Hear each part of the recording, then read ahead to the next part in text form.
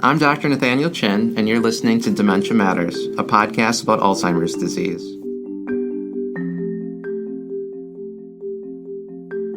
Dementia Matters is a production of the Wisconsin Alzheimer's Disease Research Center. Our goal is to educate listeners on the latest news in Alzheimer's disease research and caregiver strategies. Thanks for joining us. My guest today is Miss Rhonda Lewis, Executive Administrative Assistant at River Valley Bank. This community and customer-focused banking organization offers personal and business banking in several communities across Wisconsin and Michigan's Upper Peninsula. In 2018, Rhonda led a company-wide initiative to certify River Valley Bank's 15 locations through local dementia-friendly programs. She trained 150 team members and logged nearly 1,500 miles to accomplish this task.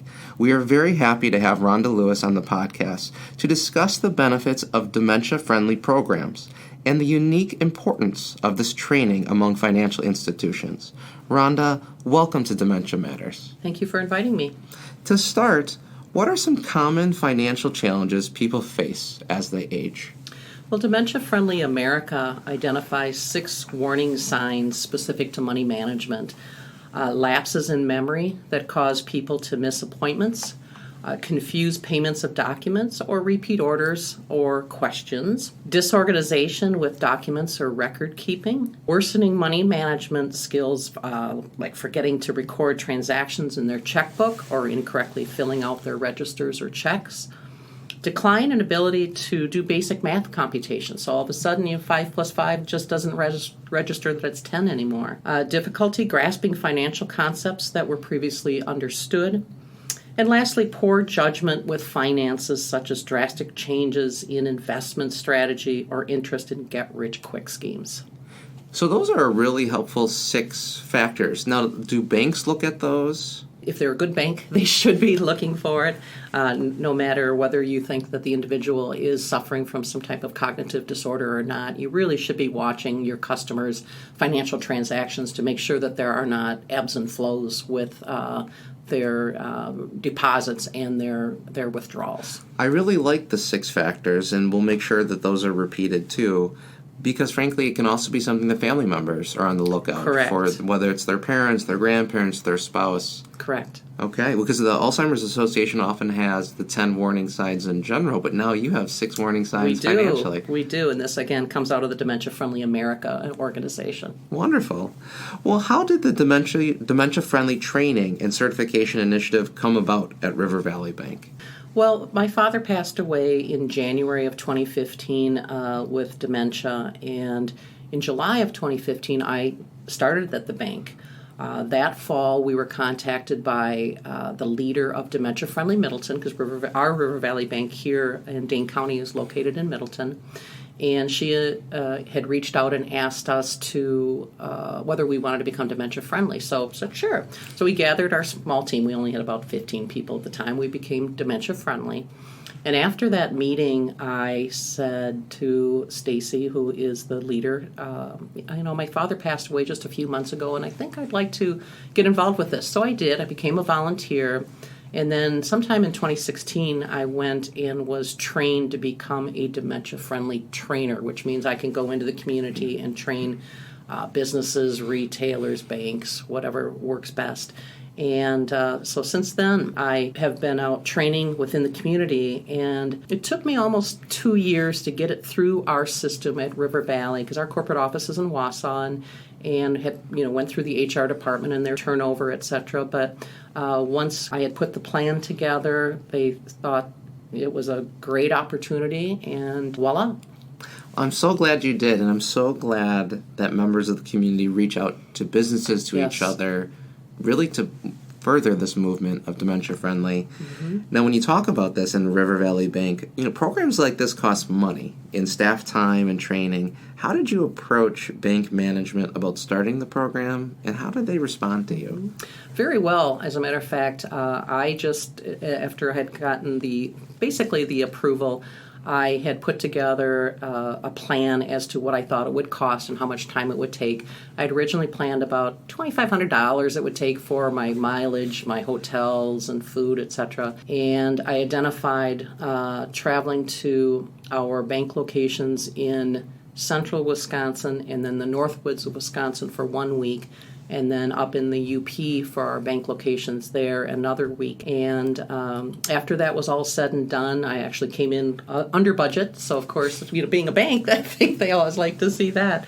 But it was a great opportunity, and they embraced it with no real reserve.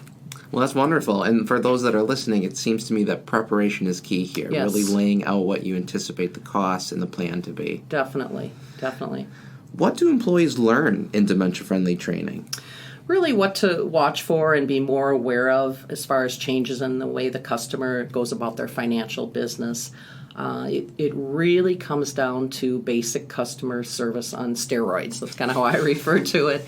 There is, a way to watch that person's transactions, I had mentioned previously, as well as when you approach an individual, always approach them from the front.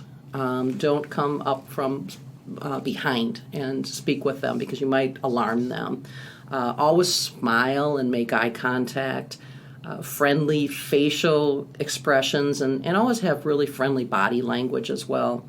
And a kind tone of voice is important. And then as far as communicating, you want to speak very clearly, simply, and slow down if you need to, because it is hard for someone with a cognitive disorder to grasp everything in a quick manner. So use short sentences and pause between those sentences. Give one direction at a time when you come into a bank specifically. You don't want to throw out to them, okay, we have money markets and CDs and checking and savings and all that. You want to make sure that you give them the opportunity to understand each one and ask questions, and really rephrase your answer if need to. So it's really, again, it's basic customer service, but approaching it in just a slower manner, and slower, if you use that acronym, it's smile, listen, one thing at a time, words clear, eye contact, and remain calm. That's how we kind of go about our training. That's a wonderful acronym. And it's funny that you express it as customer service, because those are the same techniques that I go over with my patients and the family members for my patients. So it really transcends all areas. Now, are there other unique angles to dementia-friendly training, specifically for financial institutions? You mentioned some of them, but perhaps are there other warning signs you tell tellers or other bank employees, or maybe just different approaches to a customer in a bank? Yeah, again, keeping your eye and ear out for a shift in the patterns of the way that they do their financial transactions. Generally, if you're a full-time employee, you see the same people over and over again, and you get very accustomed to those individuals. And if you are a customer and do regular business, whether it's if you're a consumer or a business type of customer, you want to make sure then that you know those patterns. Perhaps calling in versus someone coming in person, you could possibly signify some type of coercion going on. So you really want to watch that, as well as if someone comes in and someone else is with them all of a sudden. And, you don't know if they're being coerced into taking a transaction that might not have been normal for them. Or watching their pattern when they go back out to their cars. Because when I went on my tours, if you will, my training, one of the what we call financial specialists had indicated that there at one time they had seen someone go back to their car and hand off money to someone else. So at the time, they didn't necessarily think about that, but now that they've gone through the training, they realize maybe there was something going on, whether it was a family member or a friend. So you really want to watch that, and really, disheveled appearances too. Someone with a cognitive disorder or dementia may start looking a little differently, confusion. So those are some of the things that we really want to keep an eye on.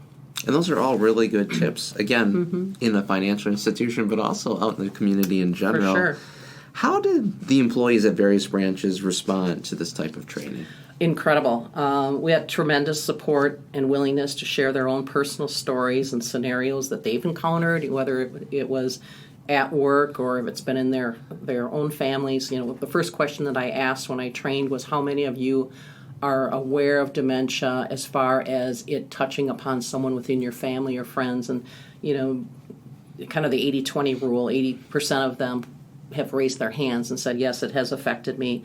So it was really phenomenal the way everybody reacted. And I had asked for ambassadors at each location to come forward and be trained so that now going forward, every quarter when we have new employees come on board during the 3 months, I have these trained ambassadors now, and they train the new employees. So it was really phenomenal, and was really pleased with the support.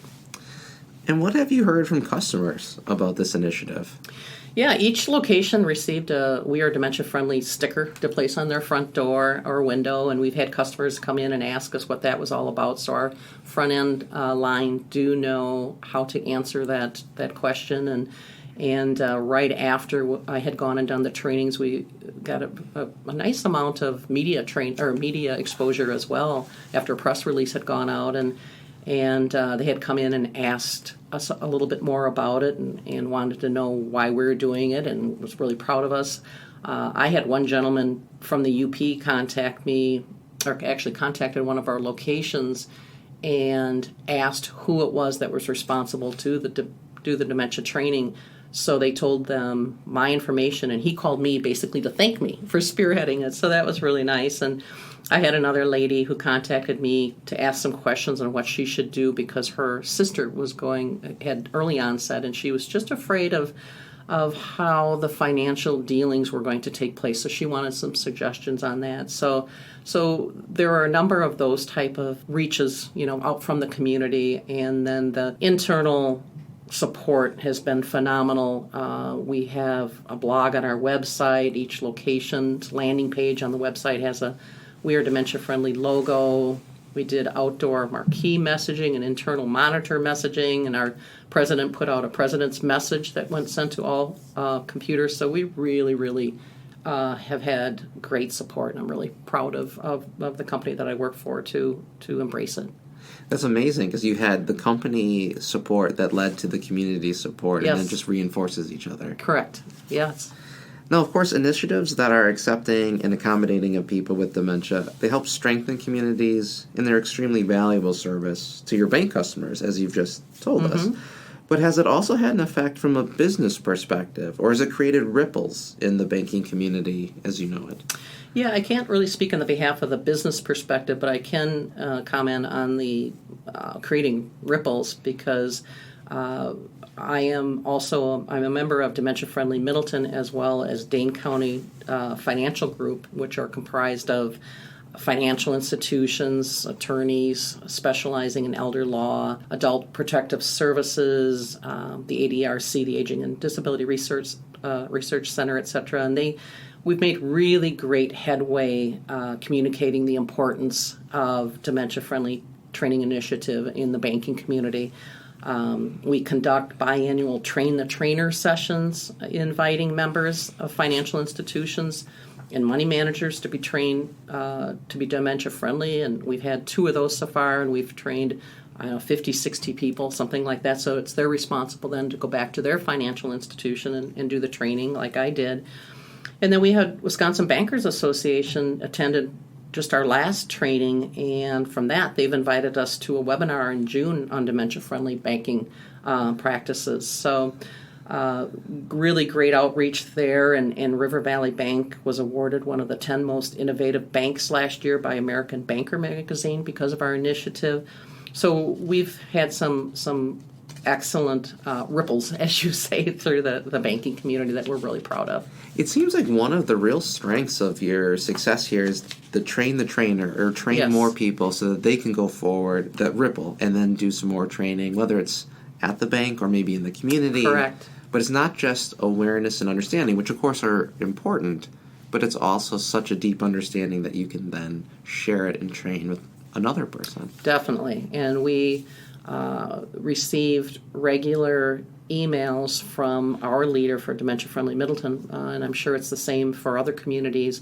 They reach out and say that so-and-so business want to be trained, or they need to be retrained. It's been a year or more, and they have had some changes in personnel. So we're always looking at the outreach. And what do you think will be the future results of this initiative, both for your branches and the communities where these branches are located? Well, we really have great momentum now, and a great group of compassionate, hardworking individuals, all volunteers, that have to drive to continue to promote the awareness and remove the stigma of dementia. And that's where my involvement is primarily because I do have a full-time job with River Valley Bank, but I do believe in this initiative, and it hit home really hard with me, and I want to be involved. So I think that we've really made tremendous strides in the past year, not only in the financial communities, but certainly all of Dane County in the dementia-friendly communities involving really a great team of volunteers. And we are fortunate to have Joy Schmidt, who's the Dane County Dementia Care Specialist, that leads with her heart and soul and is the backbone of the great efforts that have taken and continues to lead by example. So at River Valley, we continue to be proactive in our approach, by training new members and retraining as needed, because really, after all, it's the right thing to do. Well, thank you, Rhonda Lewis, and thank you to River Valley Bank for making this a priority. You bet. If I could have you end by just simply counting off 1 through 6 with those financial tips for our listeners. Yeah, there are, again, 6 warning signs specific to money management. Lapses in memory that cause people to miss appointments, confuse payments of documents, or repeat orders or questions. Disorganization with documents or record keeping. If you have known someone that has always really done a great job of their record keeping and you start seeing some disarray and confusion, that bells and whistles should be going off on that. Worsening money management skills, forgetting to record transactions in checkbook or incorrectly filling out registers or checks. The decline in ability to do basic math computations. Difficulty grasping financial concepts that were previously understood. And lastly, poor judgment with finances, such as drastic changes in investment strategy or interest in get-rich-quick schemes. Well, with that, thank you, Rhonda, for being on the welcome. episode today. And we will look to you to continue to spread the good word. Well, thank you so much. I really appreciate your time.